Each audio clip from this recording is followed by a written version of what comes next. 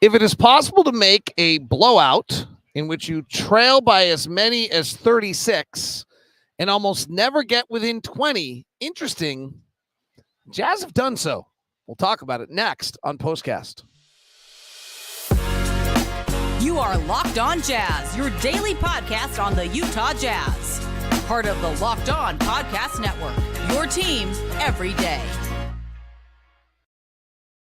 David Locke along with Ron Boone here on POSTCAST. The Jazz lose 131-102. It was not that close. In fact, it's kind of crazy what a blowout this was. We'll walk through it here quickly to give you just the concept of how badly the Jazz lost tonight. The game starts with the Clippers opening on a 24-4 run. Okay, so that's how the game starts. And the game gets inside 20 points for about 3 minutes, one possession of the second quarter, and that's it. The game was not inside 20 points at any point in the second half, and I believe the last time the game was inside 20 points was in the second quarter. The Jazz trailed 58-29. Oh, wait, that's no, that's 30 points. Let me back up. Sorry, have to find it again. Yeah, maybe it didn't. Maybe it never got inside 20 points. Maybe that was wrong. I thought we got inside 20 once, but I can't find it. We trailed at the end of one, 41-16, and got it to 44-22, and never got it inside 20 points again for the rest of the night. My goodness gracious. So this was a professional championship caliber team whooping up on a young group that was not ready to play. And as I said in the open, we found a way to make it interesting. Will Hardy benched Taylor Hendricks, Bryce Sensabaugh, and Keonte George 5 minutes into the game, and they did not play again in the first half, Ron. And they did not start the second half. What do you think the message he's sending here? Well, he sent a point. I mean, you guys want to play in this league.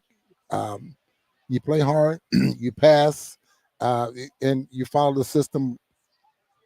Well, what's the defensive system anyway that the Jazz were trying to put out there on the floor. We heard Scott Morrison talk about that. So when they're not doing that, I mean, there had to be a ton of things that all three of them wasn't doing for him to bench them all and keep them on the bench. And if take me into a player's mind, this was a few years ago for you, maybe 50. Yeah. What do you think the reaction to this is? I think the reaction for the players are concerned, and these are individual efforts. Just depends on, what player. If you just use a player as an example, you start trying to figure out what you did wrong, and first of all, and then when the coach pulls you guys aside, or maybe he did it at halftime, and what you guys didn't do right out there on the floor, then it becomes different. But I really think that players look at themselves first because they're the ones that want to be out there on the floor.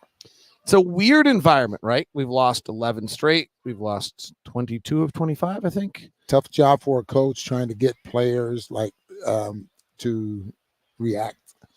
Right. Do a lot of things out there on the floor. They've got players who are injured, players who aren't playing for the year, right? So they've got this weird environment. How much do you think that's sending them a mixed message? It has a lot, and it's a tough job there for Will to get those guys to understand that. I mean, are you comfortable in practice? Laughing and joking and all that kind of stuff, and making those same mistakes in practice, and then coming to the ball game and do the same thing. I get the feeling that they do it in practice, and then they come to the ball game, and it's this is what you get.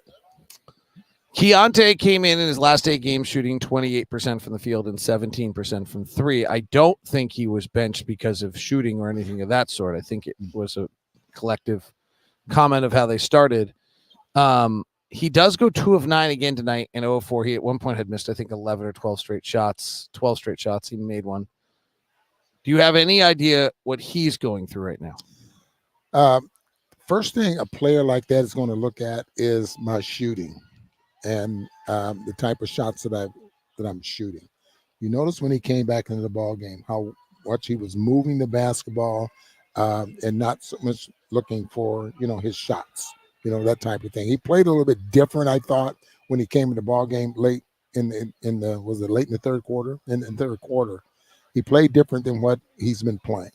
And I'll expect that to change in the next ball game in Golden State. We will see him probably being more of the point guard that I thought that he was trying to be, and not so much of a scorer against Golden State. Yeah, I mean, I feel for the kid. He's exhausted. Teams are scouting him. Games when Lowry doesn't play, he's really shot terribly. It's very visible. And now it's getting darn ugly, and it's got to be chewing him up. And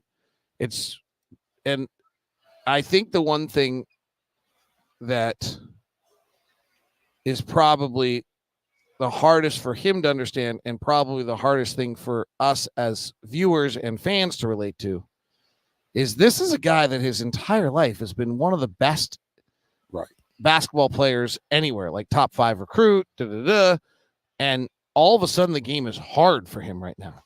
And the scouting report out on him is pick him up at 75 feet and pressure him, and he's going to struggle. And that makes the game even harder. And I've really rarely seen that scouting report on someone, but I can't imagine what a miserable experience it is to be out there and have someone guarding you at 75 feet every minute of every game, and your name's not Caitlin Clark. So I can't imagine what it's like for him right now to have something that has been his respite. Like, I'm sure school classes were hard. I'm sure mom and dad were difficult at times. I'm sure, right? Like, in the place he went to get away from everything was the court. And now the court is the place of struggle. That is super hard to comprehend. That's what happens when you go from one level to the next. And the players get better. Just think about junior high. You're the star of junior high. You get to the next level, it's a little bit harder. Get into high school, now it's harder. Get into college, it becomes harder because the talent level gets better, and there's more of them. Now you get into this level here in the pros, and this is a huge jump. I think for Keonte right now, you have to decide on what he wants to be, a scorer or he wants to be a player. Not so much of a playmaker, or not so much of a point guard, because just do you want to be that player, the guy that can make things happen out there on the floor, and you just not thinking you're playing well when you're scoring points. Matt Law, who is very active in our chat, and we always appreciate him, and kind of points out Will Hardy's press conference is going on right now. I think Craig Bullerjack and Thurl Bailey are conducting it. And Will Hardy's kind of point was that there are some things that have nothing to do with age. There you go.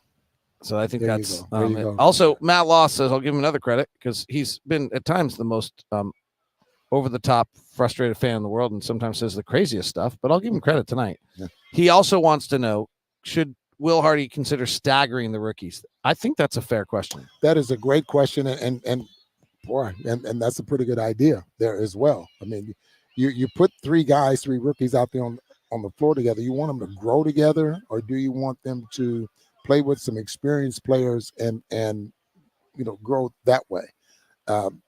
Putting three guys out there on the floor that are rookies, 19 years old, now you're playing with men with tons of experience.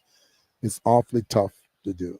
All right, two bright spots tonight. Jason Preston and Darius Bazley. Kenny Lofton also played 12 minutes tonight. Darius Bazley, 12 points tonight, 4 of 8 from the field, 6 rebounds, 3 steals. Super long, 32 minutes. What do you think of the first time we've seen this former first-round pick?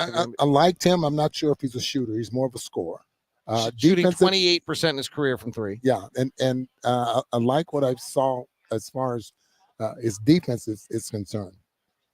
His weight, his strength out there, it's not going to be the best. And he showed one side. I mean, you're just looking for little things. I'm not trying to pick him. I thought he was really good. He did he drove and lost the ball once. He drove once and fell over. You can see where just the gangliness of his body is not always catching up. The speed of his body is not always catching up to his game. And those are probably, but he's got a lot of experience. He started 118 games in the NBA. He looked like he'd been out there before. Jason Preston's one you've always liked. I thought the ball started to move and they played better when he got on the floor. You can tell the difference, with him. He sees the floor. He's bringing the ball up, doesn't mind pushing it ahead, making some things happen, and kind of like his game.